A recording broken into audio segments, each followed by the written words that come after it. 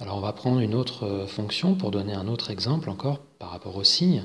Donc pour rappel, par lecture graphique, c'est s'interroger tout le temps à savoir quand est-ce que la fonction qu'on a, ici sous les yeux en bleu, quand est-ce qu'elle donne des images qui sont sur la partie positive de l'axe des ordonnées, et quand est-ce qu'elle donne des images qui sont négatives sur l'axe des ordonnées. Alors, il y a plusieurs façons de procéder. Si on s'interroge sur la partie où elle est positive, moi ce que j'aime bien c'est faire comme si en fait on s'intéressait qu'à cette partie-là. Voilà. De quoi on s'aperçoit? On s'aperçoit que pour x allant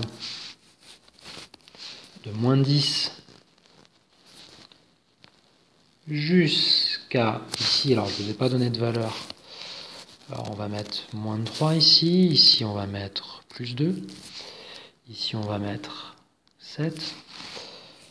Alors on s'aperçoit que pour x allant de moins 10 jusqu'à moins 3, on va obtenir que des images positives. Alors pour s'en apercevoir, pour s'en convaincre, allez, je prends un x au hasard. Bien oui, effectivement, on tombe bien sur une partie positive. Là, j'en prends un autre au hasard, c'est positif aussi. Et même si je prends ce point-là, il va me donner 0, c'est ni positif ni négatif. Par contre, entre les deux ici, eh bien, les images vont toutes être négatives.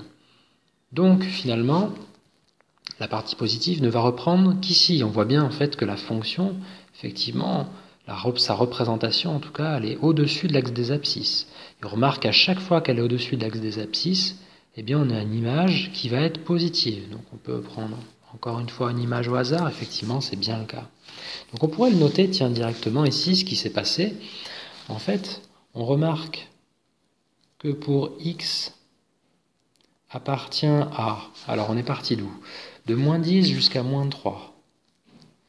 Moins 10 jusqu'à moins 3, on est obligé de s'arrêter à moins 3, parce qu'entre moins 3 et 2, a priori, il n'y a pas d'image positive. Donc on va devoir reprendre à partir de 2. Alors pour le noter, on va mettre une union.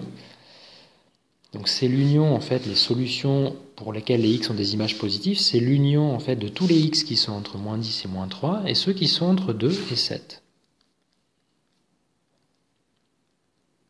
2 et 7. Alors pour x appartient à moins 10, moins 3, union 2, 7, eh bien on dirait que la fonction f de x est supérieure ou elle peut être égale à 0. C'est-à-dire que f de x, on peut mettre en une phrase, c'est le mot image. Les images de la fonction sont plus grandes ou égales à 0. Bien. Alors si on veut voir où est-ce qu'elle est négative, mais en fait on peut, pareil, encore une fois, c'est des couleurs. Ici, moi j'ai clairement pas pris la bonne, imaginez que c'est du vert. Et on s'aperçoit que entre moins 3 et 0, et 2, pardon, on va avoir que des images qui sont négatives. Alors on pourrait, tiens, regarder 0, puisque je viens de dire 0, effectivement son image, on la lit ici. On pourrait prendre un autre x, et on va s'apercevoir que son image, elle se lit ici. Un autre x, son image se lit ici. Un autre x, son image, tout est négatif. Donc on dira que pour x appartient, cette fois-ci, on est allé de moins 3 jusqu'à 2,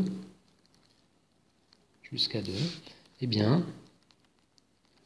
toutes les images sont inférieures ou égales à 0. Les endroits où elles sont égales à 0, vous remarquez que ce sont ces points-là qui sont particuliers.